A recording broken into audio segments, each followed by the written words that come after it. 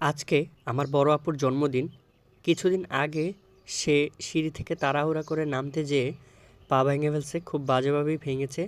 তো ভাবলাম আজকে তাকে একটু সারপ্রাইজ করি একটা কেক বানিয়ে। কেকের জন্য স্পঞ্জটা আমি অনেক আগেই করে রেখেছিলাম সকালবেলা, আর এখানে গোলাপ ফুল তৈরি করে নিচ্ছি ফন্ডেন্ট দিয়ে। ভিডিওটা আরও কিছুদিন আগের আপলোড করা হয়নি ঝামেলার কারণে। আমি হাত দিয়েই চেপে চেপে একটা একটা করে পাপড়ি তৈরি করে নিচ্ছি। আমি টোটাল 3টা ফুল বানাবো, বড়, একটু মিডিয়াম, তারপর একটা ছোট সাইজের 3টা গোলাপ বানাবো। তো আমার বাসায় আসলে কিছুই থাকে না, কারণ যেহেতু আমি ঢাকায় থাকি, বেকিংয়ের যত জিনিসপত্র আছে সব আপুর শ্বশুরবাড়িতে, আর আপু এখন আমাদের বাসায়। তাই আমার জন্য একটু ডিফিকাল্ট ছিল, তাও যা দিয়ে পারছি তা দিয়েই করছি। আর কেক যে বানাচ্ছি এটা আপু জানে না। তো ভাইয়া আর আমি সকাল সকাল গিয়ে বেকিংয়ের সব কিছু নিয়ে আসছিলাম আমাদের বাসায়, যা যা সামনে পাইছি আর তা দিয়ে বানানোর ট্রাই করতেছি। আমি অনেক কিছুই ভুলে আনি নাই। আর এখানে 3টা গোলাপ আমাদের হয়ে গেছে, যেহেতু সকালে করে রাখছি। স্পঞ্জটা একটু ড্রাই হয়ে গেছে, তো আমি এখানে সুগার সিরাপ দিয়ে নেব খুব ভালোভাবে। একটু কালারফুল টাইপের একটা সিম্পল একটা কেক করার চেষ্টা করব, যাতে ও দেখলে ওর মনটা ভালো হয়ে যায়। তারপর এই হলুদ কালার ক্রিমটা দিয়ে আমরা এটা কাভার করে দিব। তারপর আগে থেকে বানিয়ে রাখা একটা একটা করে গোলাপ ফুল বসিয়ে নিব নিজের মতো করে।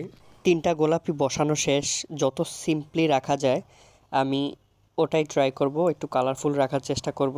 আর সবচেয়ে মজার বিষয় যেটা আমার সবচেয়ে ইম্পর্ট্যান্ট, আমি সেটাই নিয়ে আসি নাই আপুর বাসার থেকে, সেটা নজেল। তো পরে আমি পাইপিং ব্যাগ কেটে নিজের মতো করে একটা ডিজাইন করার ট্রাই করছি আর কি। নজেল ছাড়া যতটুকু করা যায় আর কি, জাস্ট পাইপিং ব্যাগ কেটে বর্ডারটা দিয়ে নিয়েছিলাম। আর এখানে সাদা ক্রিম দিয়ে ওর হ্যাপি বার্থডেটা লিখতেছিলাম উপরে। যদি ওটা লাল দিয়ে বা কালো দিয়ে লিখতে পারলে ভালো হতো, তো আমার কাছে যা ছিল আমি কালারও নিয়ে আসছি মাত্র 2টা, হলুদ আর সবুজ। আমি কেকের উপরে লিখছিলাম হ্যাপি বার্থডে রামপু। আমি আবার ওকে ছোটোবেলার থেকে রামপু বলি, মানে রিমা আপু। তো রিমা আপুকে সবসময় রামপু বলি, তো সেজন্য উপরে রামপু লিখছি। আর এই লেখা দেখে সবাই যে কি হাসছে, আসলে ওকে হাসানোর জন্য উপরে এটা লিখছি, কারণ ও যেহেতু একটু মন খারাপ, অসুস্থ, তো ওকে একটু সারপ্রাইজ করার জন্যই আসলে করা। আমি বিকেলের মধ্যেই কেকটা কমপ্লিট করে ফেলছিলাম। তো পরে যখন রাতে সবাই আসছে, পরে সবাই মিলে আপুকে সাথে নিয়ে পরে আমরা সেলিব্রেশনটা করছি আর কি।